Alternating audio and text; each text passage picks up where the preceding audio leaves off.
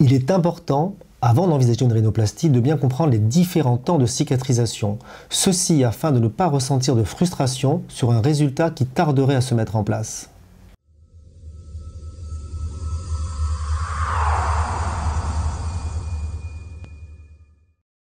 Au 7e jour, l'excitation est à son maximum. Le chirurgien va pratiquer à l'ablation de la taille externe, éventuellement interne, des sutures. Tout ceci n'est pas douloureux. À ce stade, seul le résultat de profil est visible. Le nez de face est encore noyé dans l'œdème. Le nez dégonflera rapidement sur les 4 à 6 semaines qui suivront. Les ecchymoses disparaîtront en 10 à 15 jours après l'intervention. Il est possible dès le lendemain de les maquiller afin de les masquer.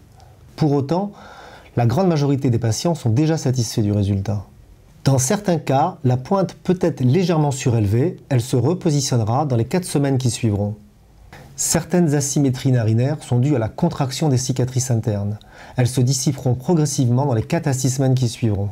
À ce stade, le nez est encore légèrement obstrué, la ventilation s'améliorera spontanément dans les 4 à 6 semaines qui suivront.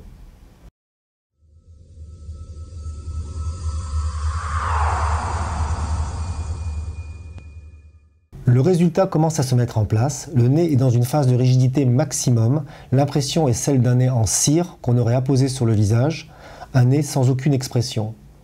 Sur la partie haute du nez, la peau est souvent très adhérente, surlignant certaines imperfections et certaines ombres. A contrario, sur la partie inférieure du nez, la peau devient très rigide.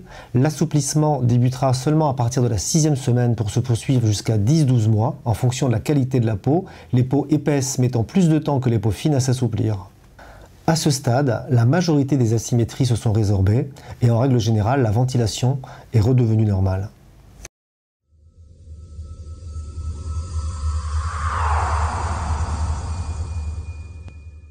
À ce stade, il est déjà possible de faire un premier point sur les résultats morpho-esthétiques et fonctionnels du nez.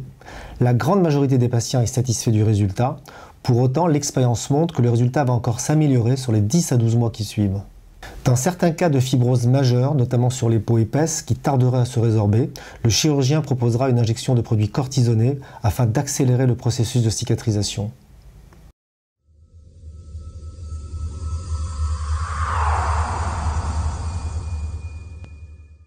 Rares sont les patients qui reviennent nous voir jusqu'à cette échéance. Pour autant, l'expérience montre que les modifications sont souvent considérables, notamment au niveau de la pointe, où l'assouplissement continue son travail jusqu'à 10 à 12 mois. Il en est de même des patients multi-opérés, où les phénomènes œdémateux sont plus longs à se résorber. Au terme de cette consultation, un dernier point sur la satisfaction du patient sera fait. 5 à 15% des patients pourront être demandeurs d'une reprise, non pas pour un échec, mais pour un défaut de cicatrisation responsable d'imperfection ou d'irrégularité. Ces reprises peuvent consister en un acte chirurgical ciblé sur une asymétrie ou une irrégularité, réalisé sous anesthésie locale ou une anesthésie générale. Dans certains cas, l'utilisation de produits de comblement, réalisés lors d'une simple consultation sans anesthésie, permettra de corriger d'éventuelles imperfections.